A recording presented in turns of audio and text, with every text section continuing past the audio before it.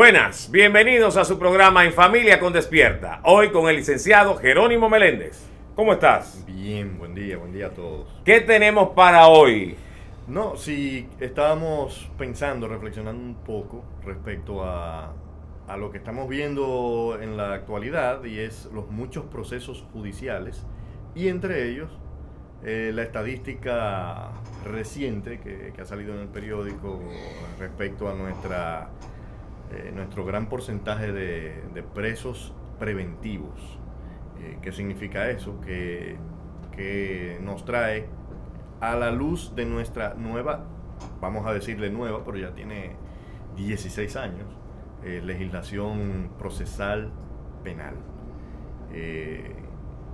Porque veo como todavía, y lo comento con varias personas, que nosotros tenemos una mentalidad hacia el ostracismo, hacia irnos al siglo pasado y cuidado hacia el siglo antepasado respecto a nuestra manera de impartir la ley. ¿A qué me refiero con esto?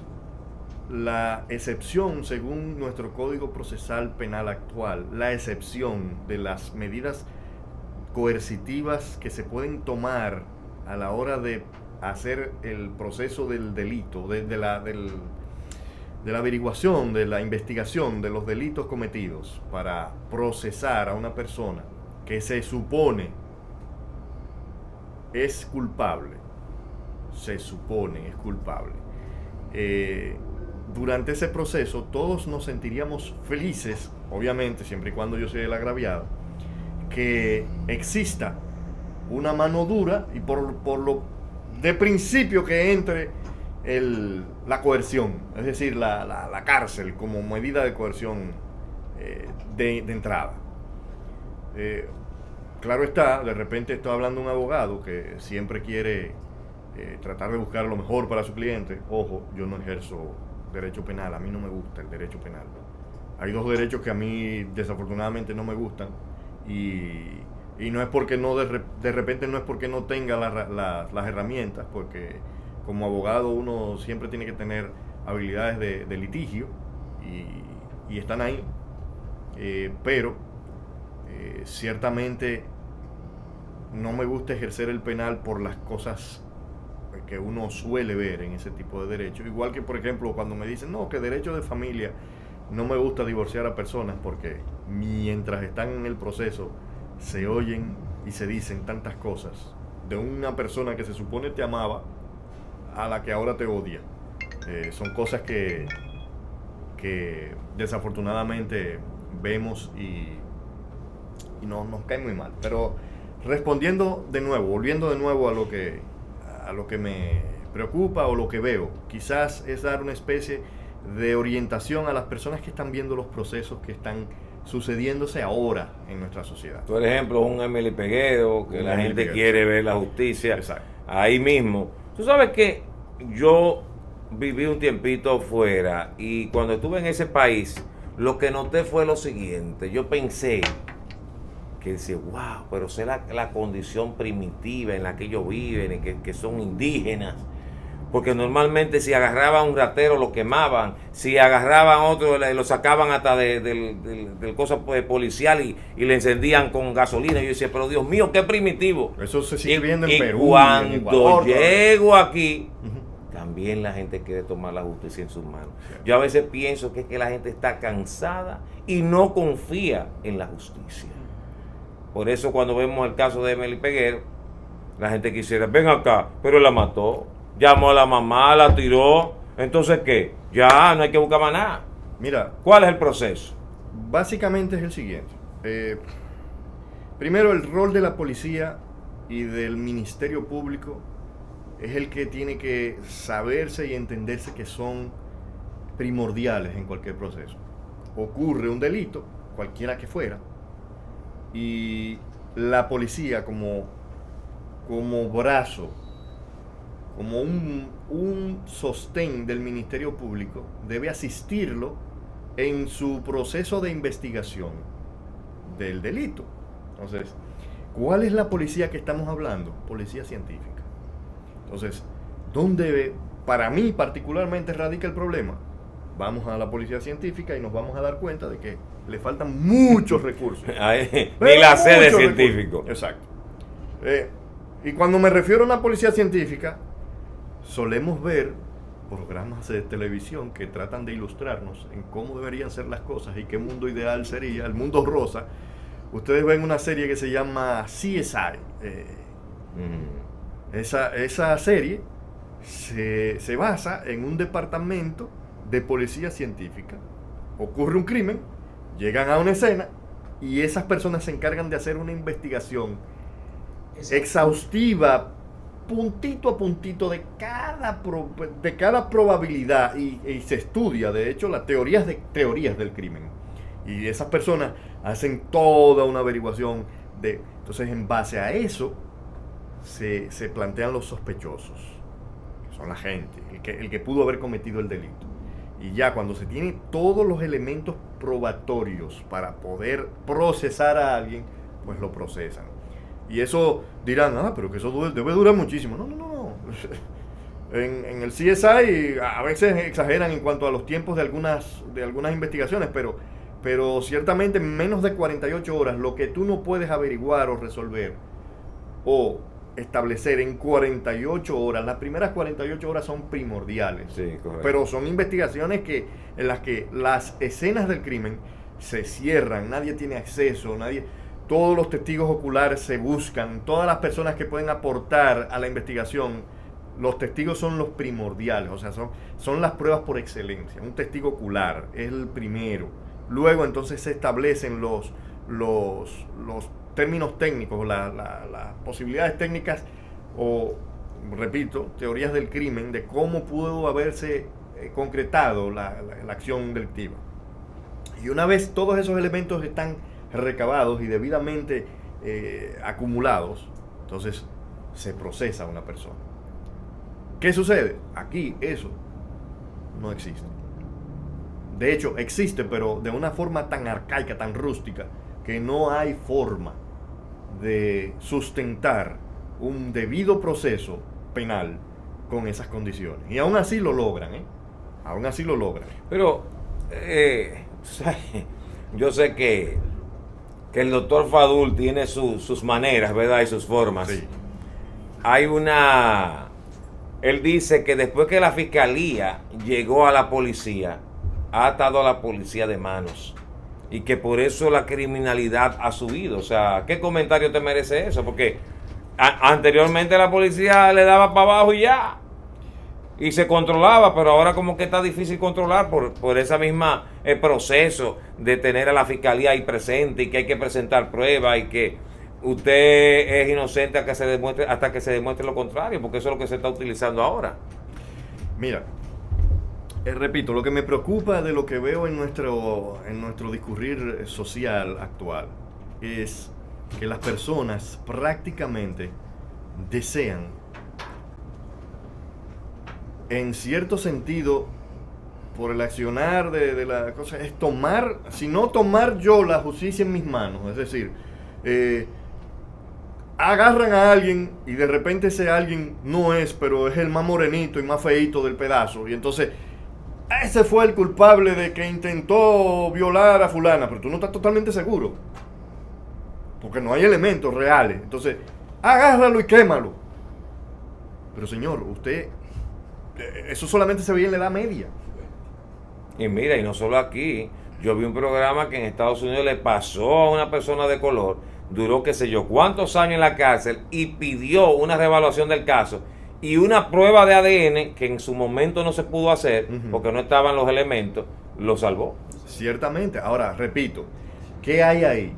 Elementos modernos, claro, para ayudar a la persona a salir de un problema que no fue él. Sin embargo, de repente los testigos oculares prejuiciados tenían o tendían a pensar que era esa persona. Por eso repito, las leyes se han modernizado, a pesar de que quizás no estemos totalmente identificados con la efectividad de esas leyes, o la efectividad del quien hace cumplir esas leyes, porque básicamente para mí es ese el problema. ¿Qué tan efectivo es la persona que está llamada a llevarme a mí como ciudadano la tranquilidad de que la aplicación de la ley va a ser la adecuada.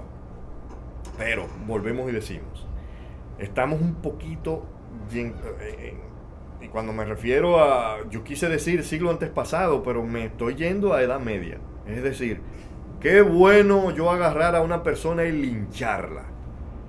Como en estos días vi una imagen, ahí yo sigo unas páginas noticiosas en Twitter, y ahí cuando lo veo, de repente me encuentro con que una comunidad en Perú tomó a una persona que se iba a robar un vehículo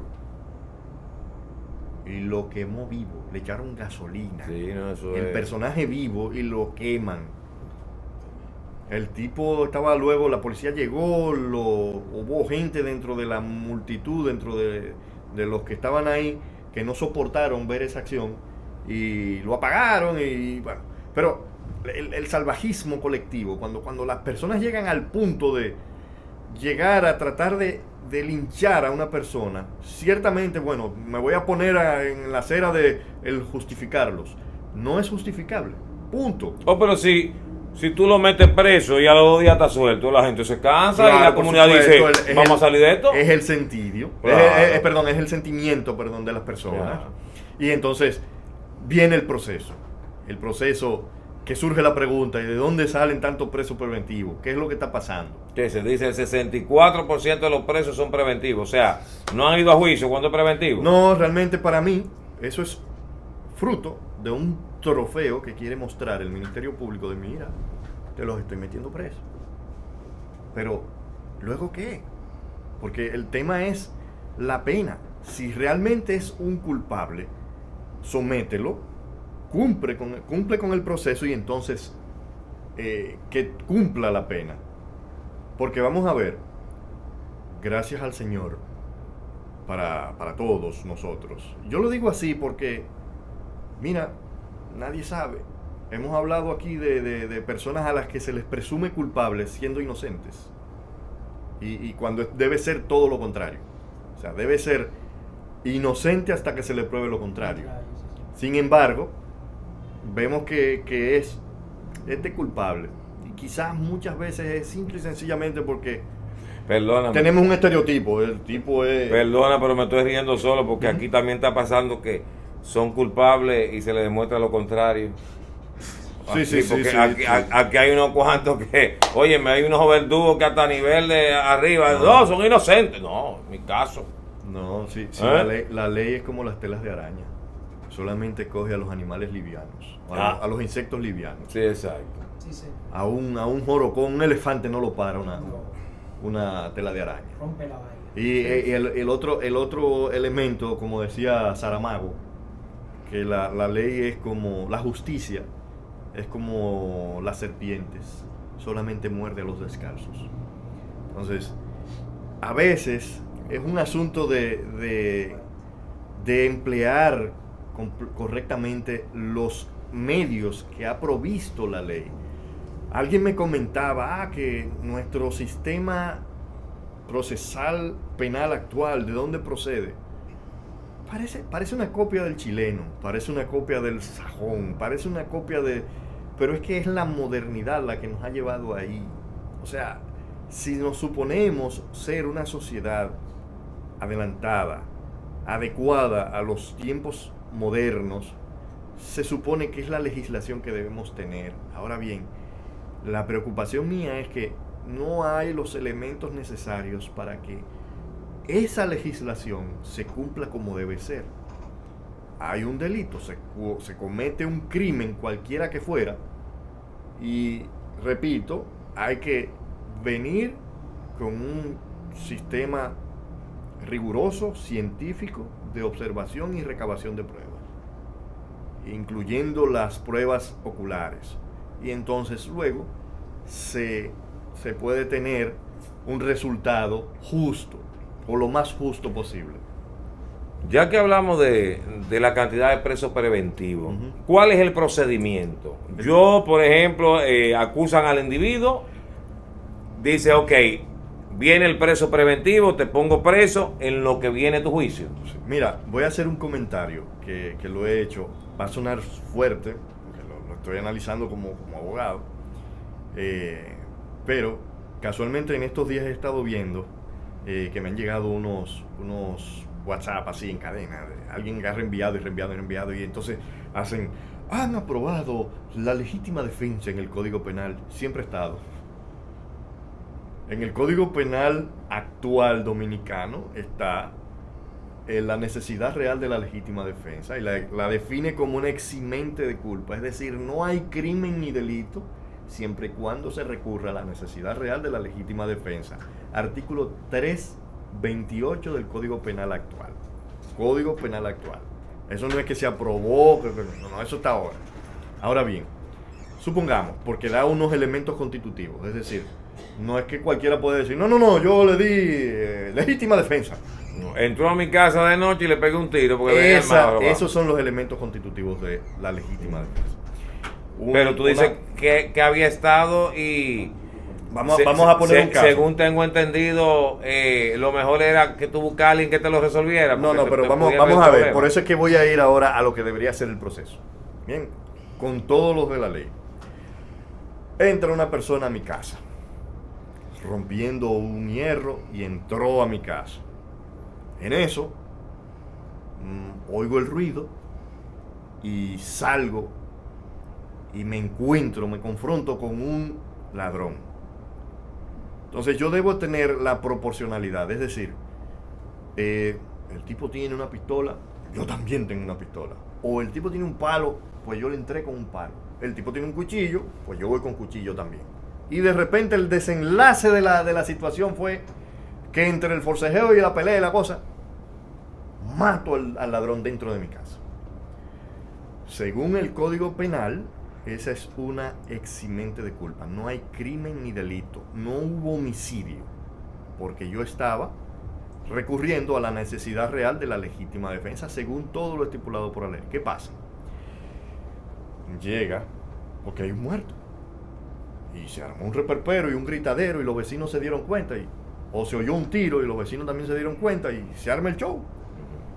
Llega la policía primero, pero eventualmente la policía llega como brazo del Ministerio Público a llevar la iniciativa de la investigación. Pero ¿qué ve el Ministerio Público? ¿Qué ve la legislación procesal actual? Dicen, ¿qué hay aquí? Un muerto. Ok, ¿cuál es tu relación con ese muerto? No, yo lo maté. Claro, invadió mi casa. Ok. Entonces, esos son los elementos que se toman en cuenta. El hecho, tu relación con el hecho y tu arraigo. Ok, hermano, dígame, ¿usted tiene visa? Sí. ¿Usted tiene pasaporte? Sí. ¿Usted tiene... esta casa es suya? Bueno, no, yo la tengo alquilada. Ok, venga, vamos a conocerle medidas de coerción. Sí. Porque él tiene que, ahora el Ministerio Público debe investigar para que de repente no venga y suceda que tú, el tipo que está ahí muerto en tu casa, era un tipo que tenía como que le estaba haciendo ojito a tu esposa. Entonces, tú buscaste un subterfugio para llevarlo a tu casa de noche y lo mataste. Y dijiste que fue legítima defensa cuando lo que pasa era que el tipo había entrado a tu casa porque estaba con una relación con tu mujer. Bien, los hechos cambian y se supone que eso debe investigarlo el Ministerio Público. Entonces te van y te conocen medida de coerción. Ahora bien, ¿qué pasa? Recientemente, bueno, cuando hablo recientemente, excúsenme, cuando uno se está volviendo viejo dice recientemente y hay cosas que pasaron hace un año y pico, o 2 años, pero hace un año más o menos, se dio el caso de un doctor en Sabana Perdida. Oh, sí. El doctor llega un ladrón a asaltarlo a punta de pistola y el doctor estaba con un cuñado, estaba la hija del doctor y el doctor per se. Llega este personaje que todo el mundo sabe en el barrio que es un delincuente, llega armado y los va a asaltar. Pero entre lo que los elementos sucedieron, los sucesos comenzaron a pasar, aprovecharon en un momento determinado, no sé totalmente los detalles, pero se dice que se armó un forcejeo y el personaje que era el que estaba armado da un tiro. O sea, ala el gatillo y suelta un tiro. Y ese tiro le da en la pierna al cuñado del doctor. Y sigue tirando. Y en eso, el tiro rebota y no le da a la hija, pero por poco. Pero el doctor logra someter a la persona. Lo logra someter y lo desarma. Pero en eso, como hay un tiroteo, los vecinos se alertan y se aglomeran. Y ya ven lo que está, la escena. La escena la están viendo ahí. Y se han tomado la justicia. Y han comenzado a golpear a la persona. Al punto tal de que lo mataron. Para nadie es un secreto y fue un tema de incluso activismo social que se presentó. Al doctor lo sometieron y al hermano, al cuñado, perdón. Al cuñado herido lo someten por la muerte de esa persona. Y le dan medida de coerción de 3 meses de cárcel. Entonces vemos la injusticia o sea, la injusticia, pero ahí voy. Es que se tomó la justicia en las manos. No obstante, lo increíble y lo lamentable era que se veía cómo el doctor estaba tratando, porque lo grabaron. Gracias a Dios ahora todo el mundo tiene una cámara y graba. Se vio que el doctor estaba tratando de preservarle la vida a la persona. Pero la turba fue enardecida e indignada y lo matan. Lo matan a golpes. El tipo murió en el hospital. Pero, repito, es un asunto de que debe llegar el Ministerio Público a hacer una investigación, pero la investigación, lo que yo veo de mal, es que ahora mismo no hay los elementos reales de establecer la culpa a través de una investigación científica real. Entonces, se pone flojo el expediente cuando llega al juicio. No obstante, como trofeo, repito, está que el Ministerio Público dice, mira, conseguí que lo metieran preso. Bien, vamos a seguir con la medida de coerción. Caso Emely Peguero, que está reciente, está en el tapete, y sobre todo, ver si realmente nos hacen falta más juzgados después de esta pausa.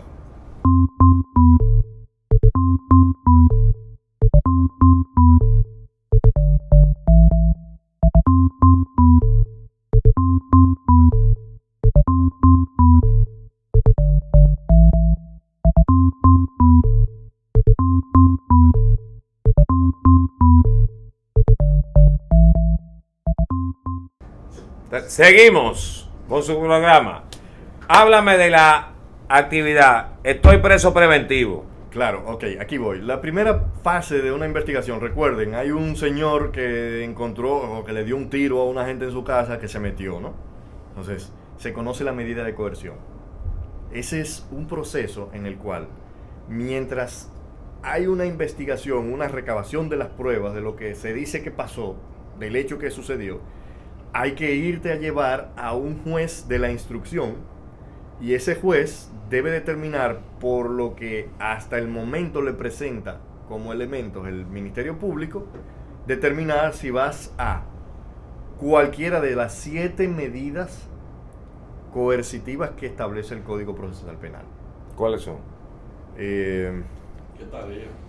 No, vamos, se habla aquí con toda la propiedad. Aquí está el código. Una evidencia. Sí, aquí está el código. Vamos a hacerlo con la coerción. Medidas de coerción. Cuando uno se está volviendo viejo, se le van acortando los brazos, entonces. y otras cosas se alargan. Exacto. Decía mi madre. Ay, Dios mío. sobre las medidas de coerción.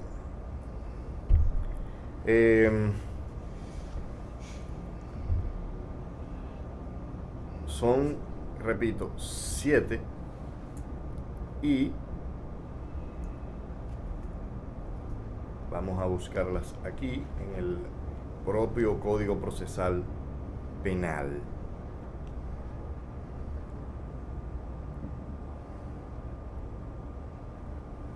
Ups. Estos aparatos modernos son... Había un doctor por ahí, ¿no? Manuel, dice que uno tiene que...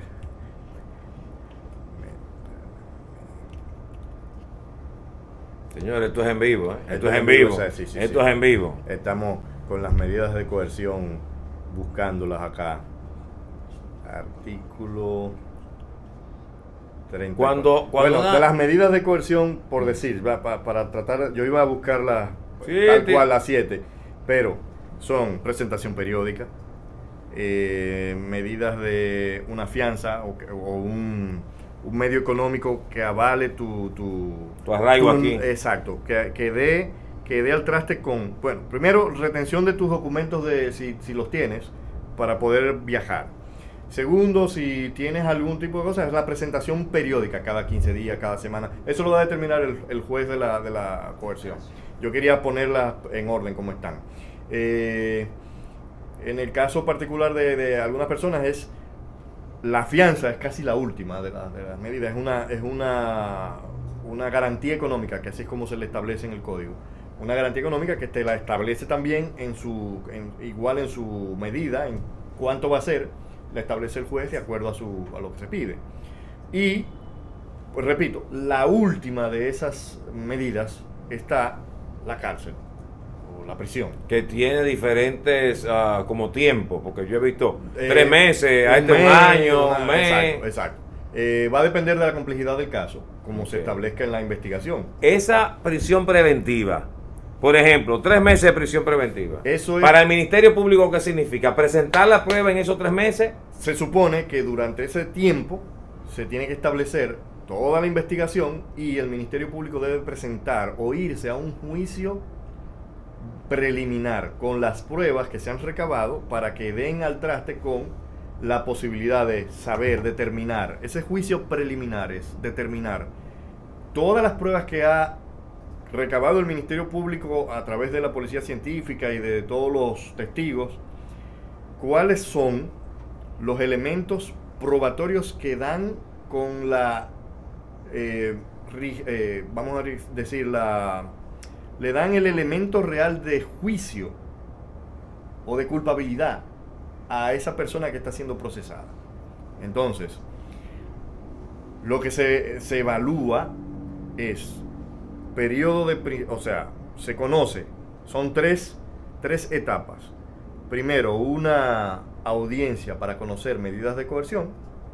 Se establece cuáles van a ser esas medidas de coerción, cuáles fuera que fueran. Luego, durante ese periodo, el Ministerio Público hace las investigaciones del lugar y recaba y establece cuáles son todos los elementos de prueba que él entiende que son los que dan como resultado la culpabilidad del reo o de la persona que está siendo sometida. Entonces se establece un juicio preliminar. Ese juicio preliminar es para establecer qué tan buenas o no son las pruebas que está aportando el Ministerio Público. Pero eso es antes que se le acabe ese asunto de prisión preventiva. Efectivamente. Si se acaba y no llega a juicio, ¿qué puede pasa? Solicitar una extensión de la medida de prisión preventiva o de la medida de coerción, o igual durante el proceso, porque recuerden, la libertad es lo primero, la cárcel es la excepción.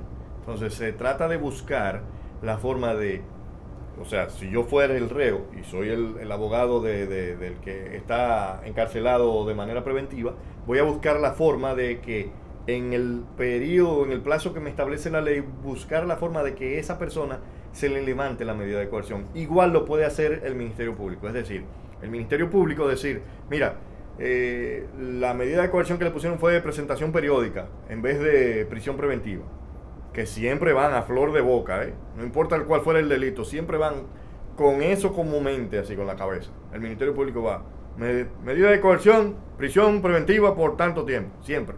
Y el abogado defensor es el que tiene que decir, no, espérate, pónmele tal cosa. Es como tirarle a la nube que de repente le pegas al águila. Pero, por ejemplo, en el caso de Emily Peguero, que hemos traído a colación, yo veo como que la defensa busca alargar el proceso. Eso es buscando algún tipo de negociación. Porque también si tú traspasas lo que está pasando del lado político con Odebrecht, el juez, no me gustó el juez, me guiñó el ojo, quítalo. Y después el otro acusado de Odebrecht dice, mira, ese juez no lo quiero, y se mantiene el juez. ¿Es para eso, para jugar trasfondo de alguna negociación? Uno de los logros interesantes que para mí fue una de las conquistas del Código Procesal Penal era la reducción significativa de los plazos en el que quedaba para resolver un tema judicial del tipo penal.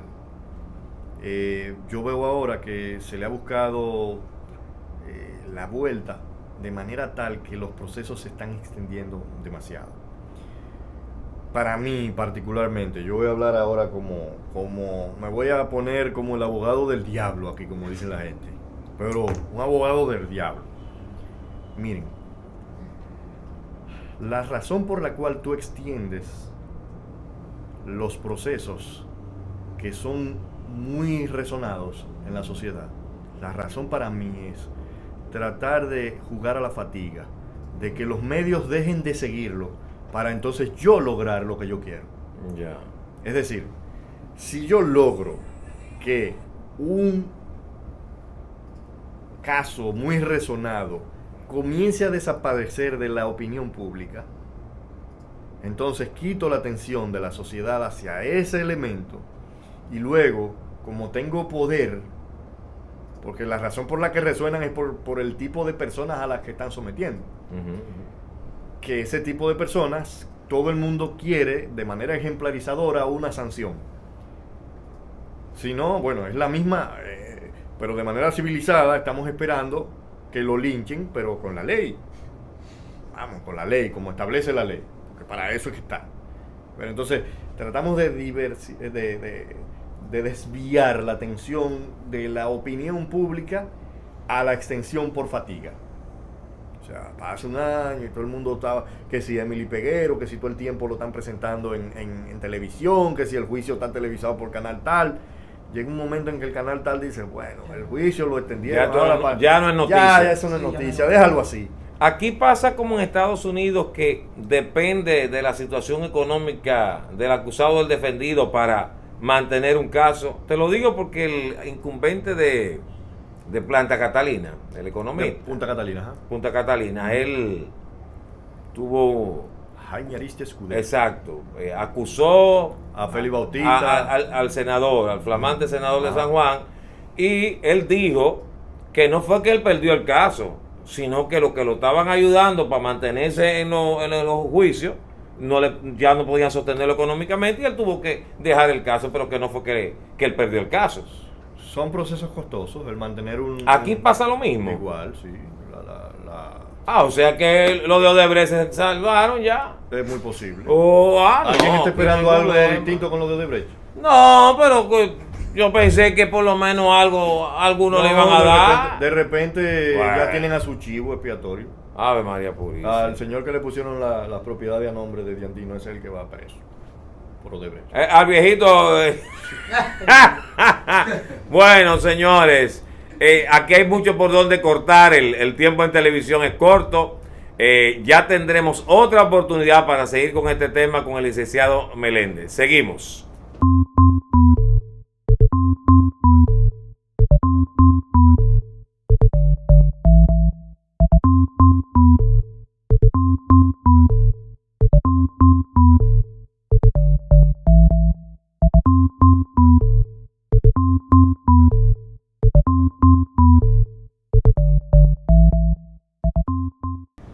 Seguimos con su programa. Hoy estamos engalanados con el apóstol Abad y el pastor Gómez, Julio César. Y vamos a hablar, a comenzar con la temática de Venezuela, que creo que usted hace como un mes que regresó y siempre como vemos a su presidente Maduro, que como digo yo, está tan maduro que pronto va a caer, que ahora está diciendo que los Estados Unidos ha encargado a Colombia para que lo liquiden físicamente. ¿Qué nos puede hablar de la problemática en Venezuela, pastor? Bueno, primero que todo, muy buenas. Quiero primero darle las gracias a usted, a las personas que nos han facilitado este medio para venir y comunicarnos con la audiencia. Queremos darle las gracias. Y bueno, el problema de Venezuela es un poco complejo. Hablar de Venezuela es un poco complejo, ¿verdad? Porque hay muchas cosas que se entrelazan en todo lo que tiene que ver en la cuestión política de Venezuela.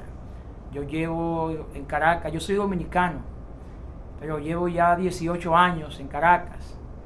Y repito, hablar de Caracas es complejo, porque no sé, o sea, no sé cómo van a reaccionar ustedes al hacerme alguna pregunta de Caracas, porque a veces la gente se sorprende. Yo he estado en 26 naciones, humildemente digo esto, ¿no? Y casi siempre que voy a una nación y me permiten un medio de comunicación, sea televisión, sea radio, y siempre sale el tema de Venezuela, siempre, ¿verdad? Siempre sale la cuestión. Y la mayoría a veces cuando le doy la respuesta sobre Venezuela, casi nunca quedan satisfechos con la respuesta que le doy, y entonces se arma la polémica, dentro de la conversación, porque hay muchas cosas que presentan algunos medios que no son verdades, sino que es amarillismo político, y otras que son medias verdades, Bueno, pero diga, comienza a decir, ¿no? Por ejemplo, decir que el problema que está en Venezuela es completamente culpa del gobierno es mentira. Es una mentira, porque yo llevo, como le digo, llevo en Venezuela más de 18 años viviendo allí, y tengo una iglesia bien grande, tengo gente de todas las esferas sociales, tengo mucha gente de bajos recursos, que el gobierno le ha ayudado bastante, le ha regalado casa, le ha dado trabajo, le ha dado carros para trabajar, mantiene a los hijos de esa familia, con la educación desde preescolar hasta universidad gratuitas, le regala muy buenos apartamentos, no son ranchos como se dice aquí, sino buenos apartamentos amueblados, que la persona no tiene que pagar un solo peso para vivir ahí, sino que le entregan la llave con todo amueblado a esa familia para ayudarlos. Entonces cuando yo digo eso aquí, se sorprende y dice, pero eso no es lo que se dice aquí en la prensa de Venezuela. Pero vamos a ponerlo clarito, o sea, no lo que se dice, vamos a pensar en lo que se está viendo. La inmigración del venezolano a los diferentes países contrastan lo que usted dice, pastor. Sí.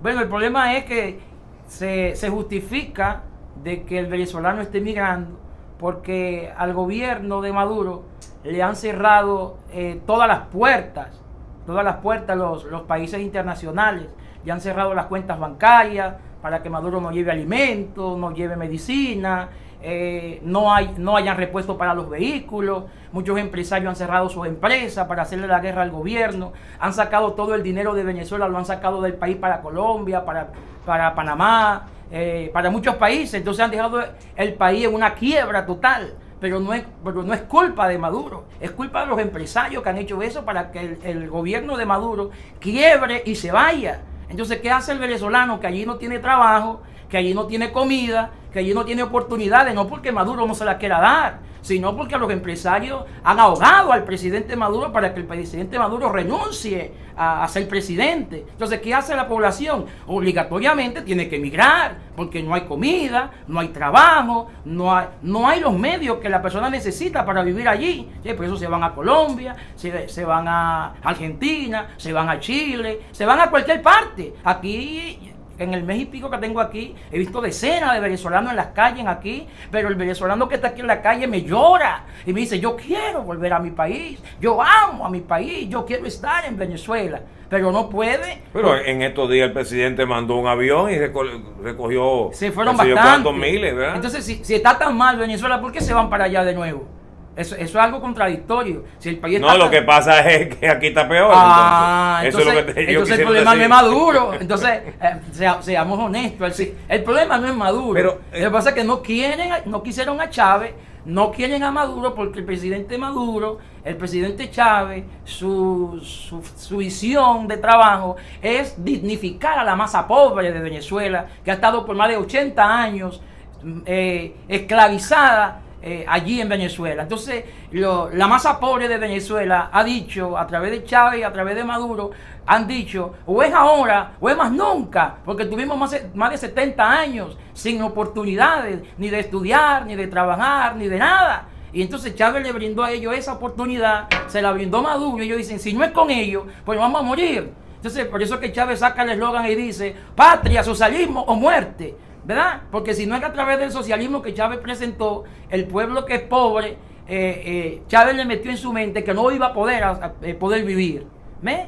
Entonces es un problema complejo, es una telaraña la cuestión. Yo tuve aquí en el programa el pastor Campos, creo, y él me hablaba de la situación venezolana y decía que el principio del problema venezolano comenzó que tiene un índole espiritual muy profundo. Porque él comentaba que desde Chávez para acá comenzaron a estar presentes en el palacio presidencial los brujos, los chamanes, o sea, que hechiceros, que ellos como gobierno querían mucho en ese tipo de cosas. Bueno, yo lo veo de otra forma. La brujería, la hechicería, el ocultismo ha estado toda la vida en Venezuela. Toda la vida eso estaba en Pero Venezuela. que nunca antes era como lo que pasa es que eso estaba atrás del telón. Pero todos los presidentes de Venezuela han ido a la montaña de Solte a darse ramazo, a buscar los espíritus malignos para ganar la presidencia. Todo el tiempo eso estaba allí. ¿Ves? Todo el tiempo. O sea, a eso de los cubanos se le dio ese amarillismo político porque Chávez lleva a los cubanos a Venezuela y lo mete en los barrios de Caracas donde los médicos venezolanos nunca quisieron ir. Entonces, el pobre que vive en esos cerros, en esas montañas, que no tiene para pagar medicina, entonces, ¿qué hizo Chávez? En esos cerros le hizo tremendas clínicas, le hizo tremendos hospitales. Entonces, como el venezolano no quería ir a esos cerros porque ahí vivía la gente marginal de Caracas, entonces Chávez trae a los cubanos para que vayan allí y le den medicina gratis, le den salud gratis. Entonces, por eso es que le ponen ese amarillismo de que son del diablo, son satánicos, son brujos, son hechiceros. Sí, serán brujos, no digo que no sean brujos, que no sean hechiceros. Pero la hechicería, la brujería, todo eso ha estado toda la vida en Caracas. Toda la vida ha estado eso en Caracas, toda la vida. Y más dentro de los campos presidenciales del país. Todo el tiempo esa gente, tenemos que entender que son gente que no conoce de Dios, pues. No conocen del Señor. ¿Qué podemos esperar? Si lo vemos de la parte espiritual, ¿qué podemos esperar de un presidente que no conoce a Dios? ¿Qué podemos esperar de una persona que no tiene temor de Dios en su corazón? Que no tiene arrepentimiento en su corazón, que no tiene un cambio de mentalidad. ¿Qué podemos esperar de un presidente así? Dios no puede esperar nada bueno porque el corazón no es bueno, su mentalidad no es buena, siempre va a ser egoísta porque no está Dios en el corazón de esa persona.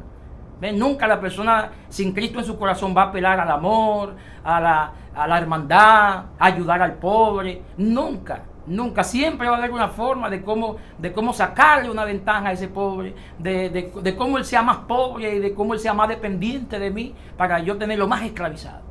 Bueno, yo con sus palabras yo creo que yo hasta voy a votar por Maduro entonces. o voto por Maduro o nos van a linchar a nosotros. No digo que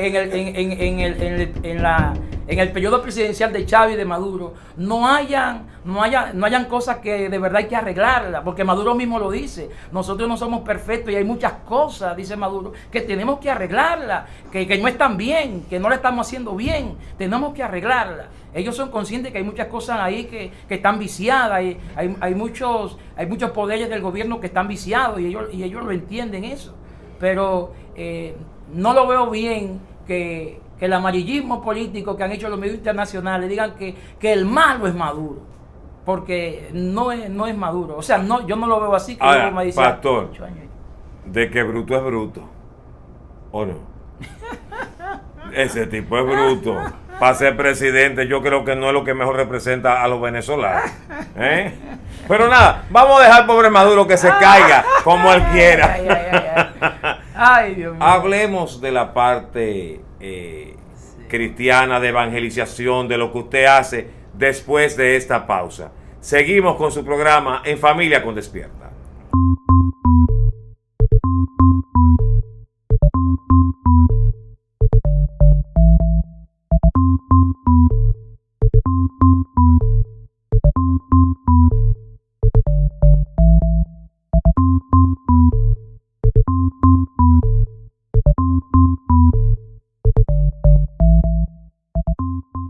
Seguimos. Pastor Julio César Ramos, ¿qué estamos haciendo en la parte social como iglesia aquí en la República Dominicana? Bueno, la iglesia Casa Profética está enfocada en lo que es la juventud, en rescatar los valores en los sectores populares que se han perdido. Entonces estamos mostrando un Cristo vivo y de poder que cambia, transforma generaciones. Entonces estamos de la mano trabajando con lo que es esos jóvenes en los sectores que no tienen empleo, que están ociosos, que cualquier amigo lo puede invitar a delinquir. Estamos trabajando y le estamos formando el carácter de Cristo como iglesia. Y estamos aportando mucho a la sociedad, estamos aportando una transformación a la sociedad, estamos aportando a los valores familiares en las familias, estamos inculcando lo que son los valores familiares para que esas familias crezcan y se reproduzcan sanamente. ¿En qué sector están ustedes trabajando? Bueno, estamos en Independencia, kilómetro 7,5, estamos en la misma avenida, estamos ahí en el Miramar, estamos ahí llevando un trabajo fuerte, ya que al lado de este sector tenemos barrios populares, y en esos barrios populares estamos enfocados y estamos trabajando fuerte, impartiendo la palabra del Señor, trabajando, rescatando, formando y renovando. Esa especie de discipulado que ustedes están llevando, solamente se está llevando desde el punto de vista bíblico, si se quiere, no están incursionando en esa enseñanza de valores, independientemente que la persona pertenezca o no a tal o cual congregación. Bueno, nada más no es bíblico solamente, sino que también a los jóvenes se les está enseñando a estudiar, a que vayan a la universidad, a que se preparen, a que se capaciten, para que sean alguien en el día de mañana. Y se está enseñando valores que son positivos, que nada más no son bíblicos, pero que también son positivos, como el respetar a los padres, el valorar los vecinos, el valorar una buena educación. Estamos fundamentando todo esto para que estos jóvenes crezcan y se desarrollen y el día de mañana sean alguien.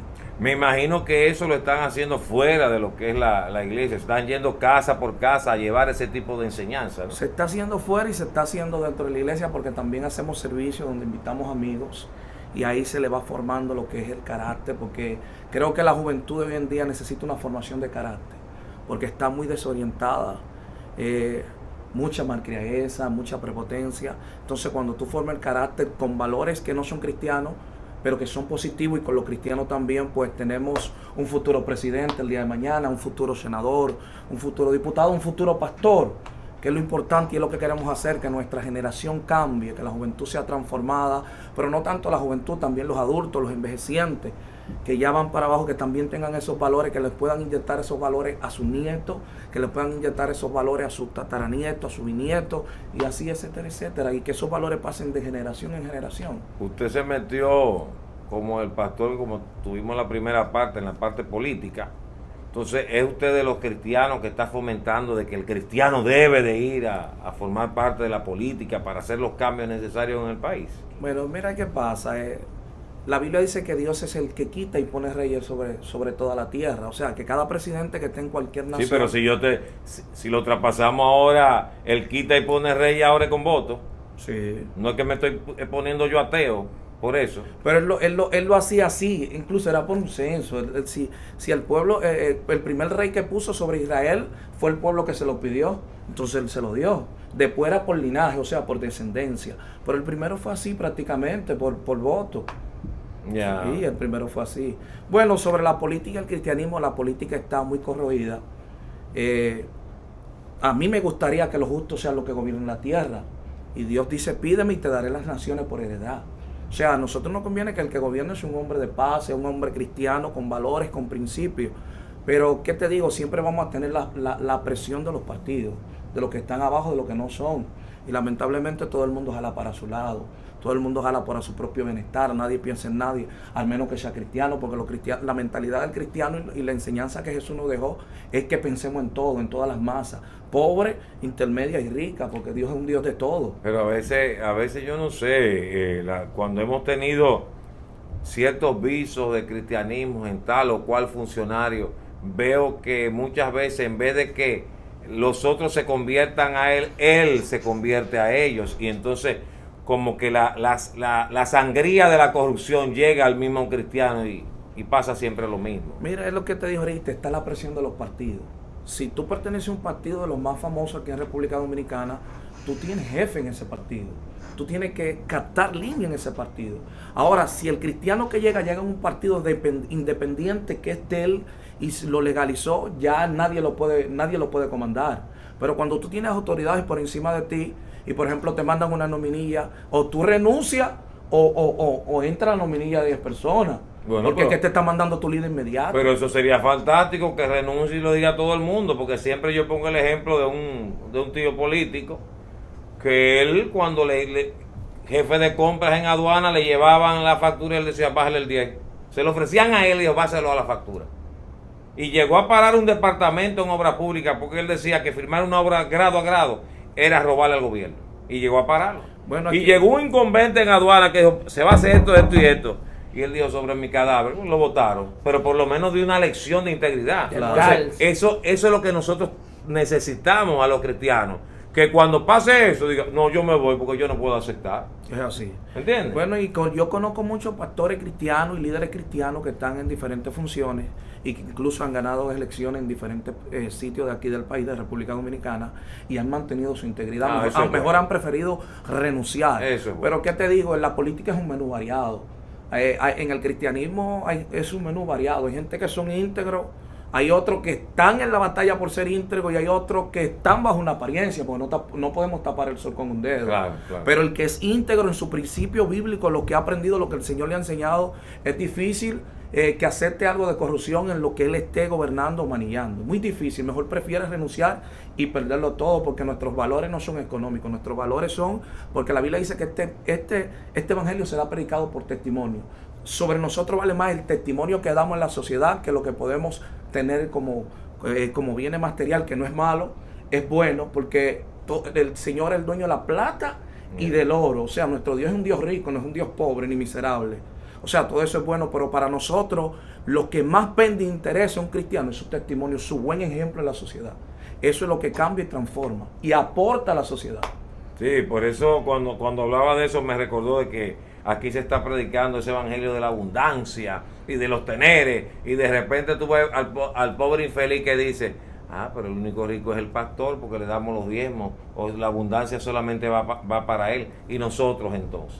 O sea, qué bueno que tú estás enfocando ese aspecto del evangelio, que lo primario, lo que prima es el valor, el ejemplo, el testimonio, sí, esos valores espirituales. Sí. Que si Dios te bendijo con riqueza, amén, bienvenida sea, pero esa no es la prioridad para el cristiano. Eso no es lo que prima. Bueno, hay un principio en la Biblia y este principio dice buscar el reino de Dios y su justicia, y las demás cosas vendrán por añadidura.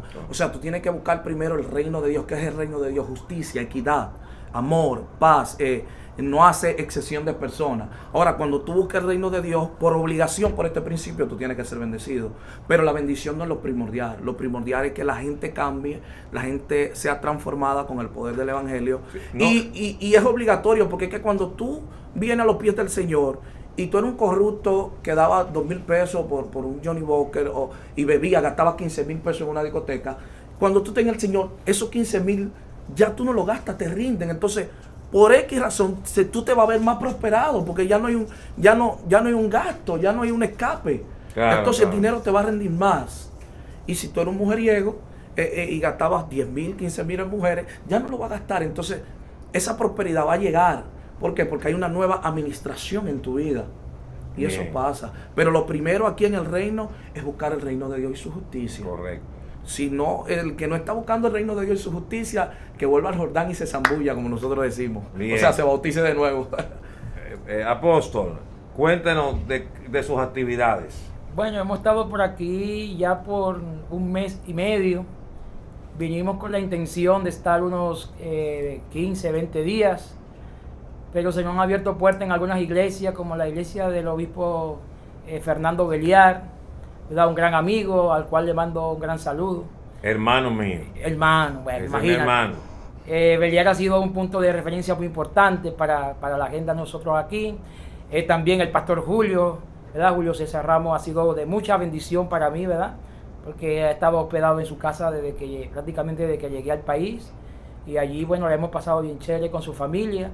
Y también Julio César nos ha abierto puertas con muchos pastores, ¿verdad? Amigos de él que tienen conexiones de años. Hemos ido a sus iglesias y ha sido de mucha bendición el que ellos nos abran sus puertas para ir y bendecirle. Y estoy muy agradecido de eso, ¿verdad?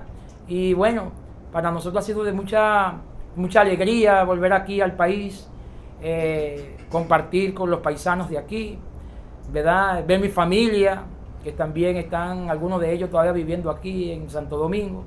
Y ha sido de mucha bendición la estadía aquí. Ya gracias al Señor, el 29 me regreso a Caracas. Me hace falta estar en Caracas, aunque usted no lo crea. Me hace falta estar en Caracas. Me hace falta Caracas. Me hace falta porque allí llevo más de 18 años. Me casé con una venezolana. Tengo hijos venezolanos. Tengo una iglesia venezolana, ¿verdad? De venezolanos y de otras personas que son de otros países que viven allí. Y estoy muy agradecido del Señor de que me haya permitido estar en Caracas. Algunos me dicen, pero si tú hablas tan bien de Caracas y Caracas está tan bien, ¿qué buscas aquí? Trabajando como se hace en Caracas, porque de aquí también sale el dominicano a Estados Unidos, a muchos países. ¿A qué va? A trabajar, a lo mismo, a trabajar, ¿verdad? O sea, el trabajo, el que quiere trabajar va a encontrar trabajo. El que quiere trabajar va a encontrar trabajo. Y bueno, y el que quiere hacer lo malo también va a encontrar cómo hacer lo malo, porque aquí han venido muchos venezolanos a trabajar. Hay muchos venezolanos en los medios, comunicación, radio, televisión, que están aquí trabajando, esforzándose para darle una mejor vida a su familia. Allá también hay muchos dominicanos trabajando, esforzándose, como decimos en Venezuela, echándole piernas para poder mantener su familia, ¿verdad? Entonces el que quiere surgir, va a surgir. Y no es malo que uno salga a otro país y conozca, eso es parte de la vida, ¿no? Ir a otro país, conocer, estar unos días como turista, una bendición. Pero como le decía fuera de cámara, no puedo hablar más de Caracas porque a mí, a la gente con la que estoy, Caracas me ha hecho mucho bien, ¿verdad? Estoy casado con venezolana, que yo digo que es la mujer más bella del mundo, ¿verdad? Mi esposa. Tengo que decir esto porque ella va a ver el programa. Entonces, mi esposa, tengo un hijo ya de 17 años, ¿verdad? Isa Benjamín. Tengo una iglesia bien numerosa en Caracas. Algunos me dicen, pero ven a vivir para acá, para Santo Domingo. Pero no es tan fácil porque allí tengo mi casa, ¿verdad? Tengo mis bienes, que trabajando lo he conseguido. Y tengo una iglesia, ¿verdad? ¿Cómo dejo yo una iglesia de tanta gente allí tirada para venirme aquí a Santo Domingo? Eso no es.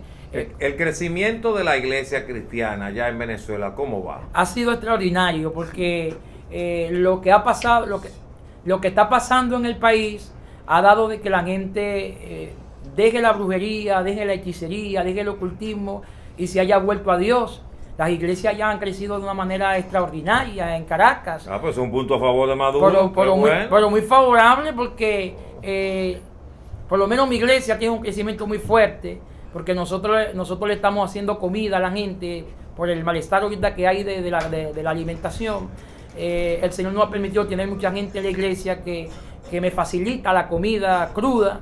Se la cocinamos a la gente y entonces la gente va a la iglesia y recibe la comida. Entonces eso ha despertado un boom dentro de la comunidad donde estamos, ¿verdad? Entonces la gente va por la comida, pero nosotros ese día que ellos van a comer le hacemos un servicio. O sea, le hacemos un servicio a la gente, o sea, a la iglesia. El pan de la enseñanza y el pan, pan del cuerpo. Y eso ha hecho que la iglesia, nosotros nos hemos mudado 5 veces de locales, porque no hayamos dónde meter la gente. Y la mayoría de iglesias que estamos trabajando con discipulados, con células, con liderazgo, con formación de carácter con la gente, no hallamos dónde meter la gente, porque las iglesias están abarrotadas de gente. Hay iglesias en Caracas que dan hasta 8 servicios los domingos, hasta 8 servicios se dan en Caracas. Yo estoy ahorita dando 2 cultos los domingos, porque no me cabe la gente en el local donde estoy. Estoy dando un culto los domingos de 9 a 11 y otro de 11 a 1. Y doy otro servicio los días miércoles en la mañana, donde me van como 300 personas en la mañana a ese culto. Entonces hemos crecido, hay muchas iglesias que han crecido. O sea, todo no es malo. Hay muchas cosas interesantes, buenísimas, que están pasando, aunque usted no lo crea, que están pasando en Caracas, Venezuela. No, yo siento que cuando hay problemas, la gente es donde se acerca. Sí, sí. Porque sí. aquí cuando sucedió, creo que fue en Nagua, un maremoto, algo así, y ahí se toda la crearon comunidad se convirtieron. Exactamente, o sea, porque el hombre comienza a despertar. Sí, a despertar. Sí, o sea, no solamente se vive horizontalmente, hay que comenzar a vivir verticalmente. Sí, señor. Aunque es lamentable por una parte, porque es que a Dios no se busca por un beneficio, a Dios se busca por lo que Él es. Amén, pero es bueno.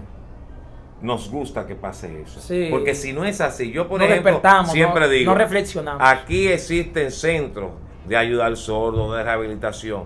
Es simple y llanamente porque a una familia que tenía sus condiciones muy buenas, le nació ese hijo con problemas. Exactamente. Y por eso entonces el pobre se benefició. Así es. Es la única manera. Sí, la Entonces, única manera. Dios actúa de formas extrañas. Sí, señor. Y la idea es que conozcan de él. Él Sí, camina sí. por senderos misteriosos. Sí, y sí. para Bien, traer bien. las armas al arrepentimiento, Él hace como Él crea porque Él es soberano. Exactamente.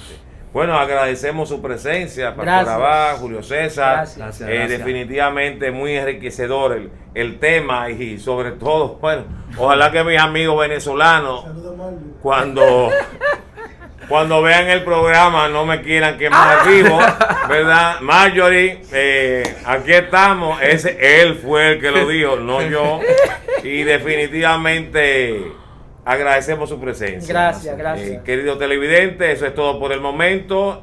Nos vemos en otro programa de En Familia con Despierta.